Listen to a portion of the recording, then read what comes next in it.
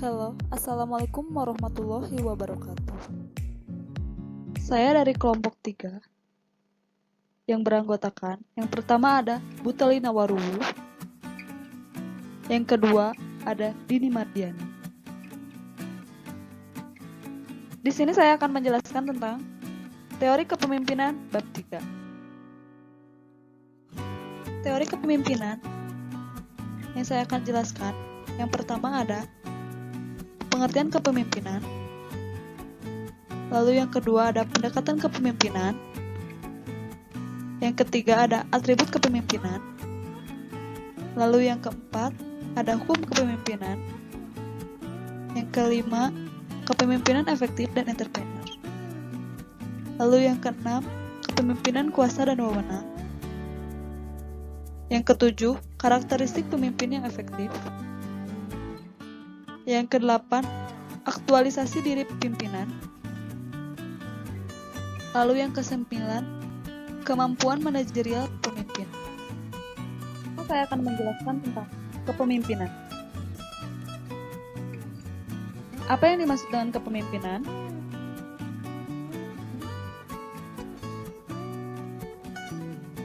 Kepemimpinan secara umum adalah sebuah kemampuan yang terdapat di dalam diri seseorang untuk bias mempengaruhi orang lain atau memadukan pihak tertentu untuk mencapai tujuan. Lalu kepemimpinan juga merupakan salah satu fenomena yang paling mudah diobservasi, tetapi menjadi salah satu hal yang paling sulit untuk dipahami. Di sini saya akan menjelaskan pendekatan kepemimpinan. Pendekatan kepemimpinan terdiri dari yang pertama ada pendekatan Tribe,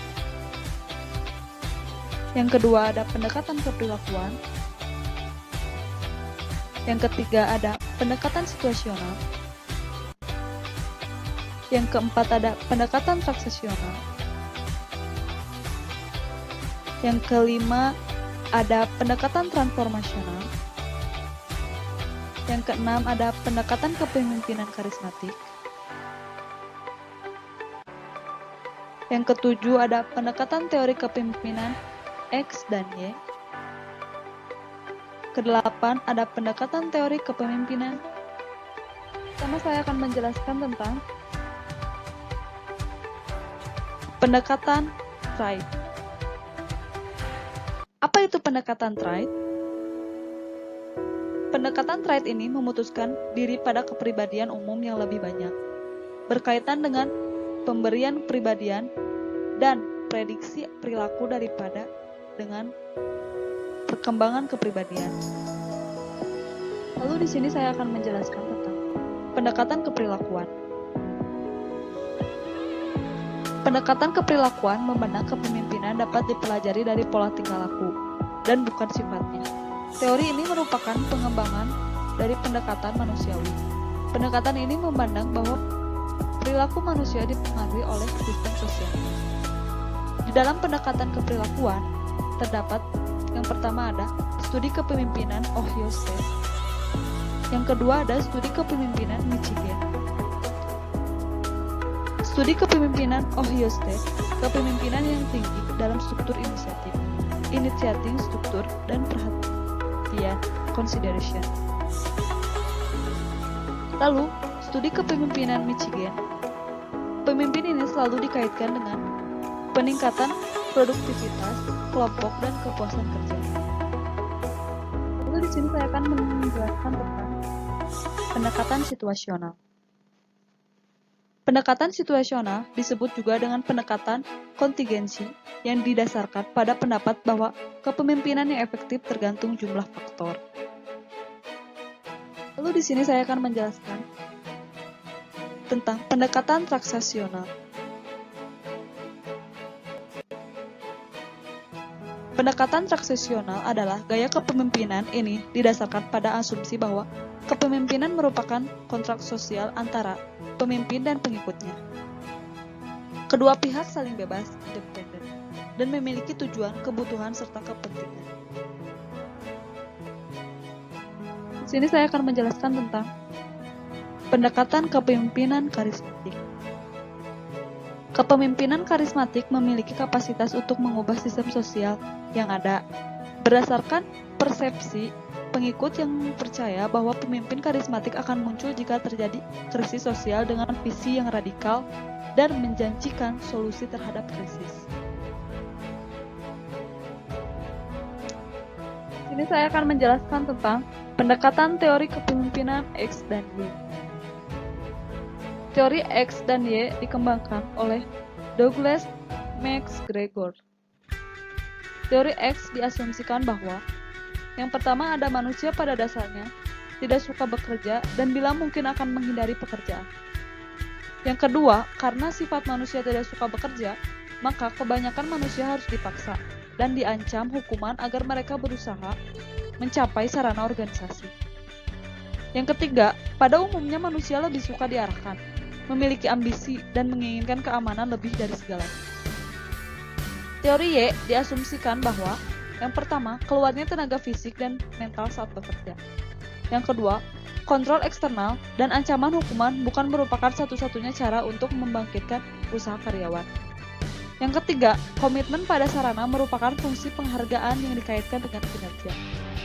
Yang keempat, pada umumnya, orang suka belajar dan pada kondisi yang tepat akan mencari tanggung jawab.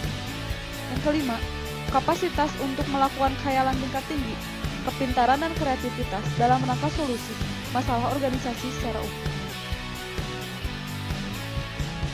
Saya akan menjelaskan tentang pendekatan teori kepemimpinan Z. Teori ini menganggap rasa aman security secara khusus mempunyai arti penting. Teori Z ini juga menekankan perkembangan hubungan kepercayaan, truth relationship, antara pemimpin dan yang dipimpin. Sini saya akan menjelaskan tentang atribut kepemimpinan. Atribut kepemimpinan adalah dimensi-dimensi kepemimpinan. Memang begitu banyak. Orang bisa mempelajari masalah kepemimpinan dari berbagai sudut. Dalam hal ini, atribut ialah karakteristik umum yang dimiliki oleh pemimpin. Berikut adalah beberapa atribut kepemimpinan yang dirangkum oleh Gerd Mill. Yang pertama ada fatalitas, disiplin, dan stamina. Atribut ini sangat penting walaupun kebanyakan tidak dituntut dalam merekrut seorang pemimpin. Lalu yang kedua ada inteligensi. Dan yang ketiga ada kemauan menerima tanggung jawab. Dan yang keempat ada kompetensi berdasar. Lalu yang kelima, memahami kebutuhan orang lain. Yang keenam, terampil berurusan dengan orang. Yang ketujuh, ingin berhasil. Yang kedelapan, kemampuan memotivasi. Yang kesembilan, keberanian. Yang kesepuluh, kemampuan memenangkan kepercayaan. Yang kesebelas, kemampuan untuk memanajemen, memutuskan, dan menetapkan prioritas. Yang ke-12 ada adaptasi. Lalu di sini saya akan menerangkan tentang hukum kepemimpinan. Yang pertama ada berkomunikasi. Berkomunikasi adalah seorang pemimpin perlu menciptakan lingkungan yang menyenangkan untuk komunikasi berjalan dengan baik. Lalu ada koordinasi. Koordinasi yaitu menggunakan orang-orang tepat pada saat yang tepat. Lalu ada motivasi. Motivasi adalah menciptakan kriteria yang mendorong para pemimpin tersebut, lalu membantu mereka untuk memahami yang akan mereka miliki dari sisi. Lalu ada manfaat sumber daya. Manfaat sumber daya yaitu menggunakan karyawan dan peralatan secara tepat dan semaksimal mungkin, tetapi juga menyediakan dana yang cukup untuk menyelesaikan pekerjaan. Lalu ada pemimpin perlu mengklarifikasi. Pemimpin perlu mengklarifikasi harapan-harapan dari organisasi dan menjelaskan metode apa yang akan digunakan untuk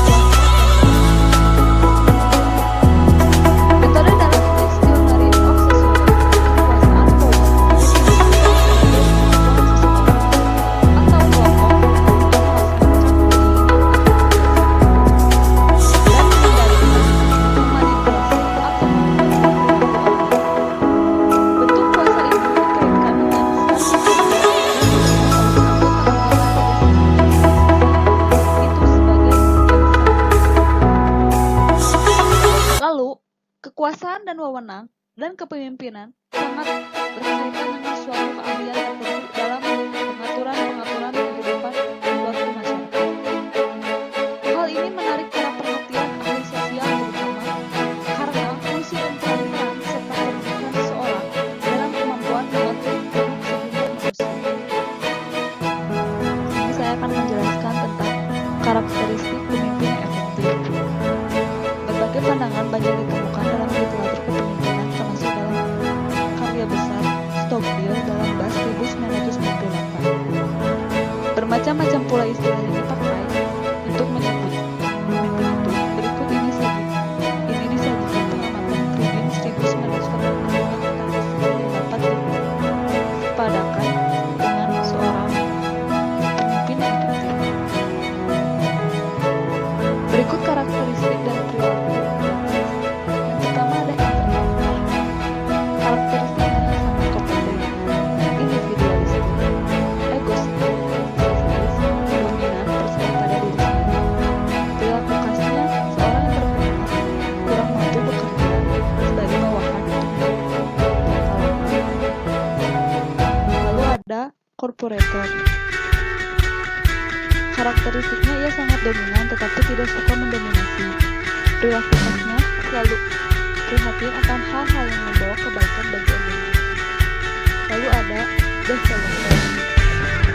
Karakteristiknya selalu berusaha membantu mengaktualisasikan potensi yang dimiliki bawahan. Perilaku khasnya orientasi pada orang dan bawahan sama. Lalu ada craftsman. Karakteristiknya sangat bersahabat, konservatif, dan sangat mengerti. Perilaku khasnya suka berinovasi dan ingin menghasilkan produk yang bagus. Lalu ada integrator. Karakteristiknya memiliki kemampuan perilaku khasnya sangat mengerti. Lalu ada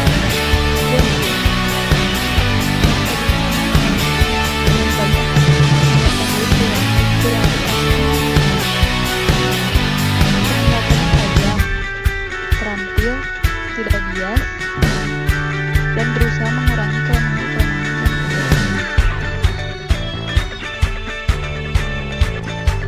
Di sini saya akan menjelaskan tentang aktualisasi diri pimpinan. Istilah aktualisasi diri yang diterjemahkan dari kata self-actualization bersumber dari teori kepribadian dalam psikologi, khususnya dari aliran psikologi eksistensial humanistik yang berfokus pada kondisi manusia.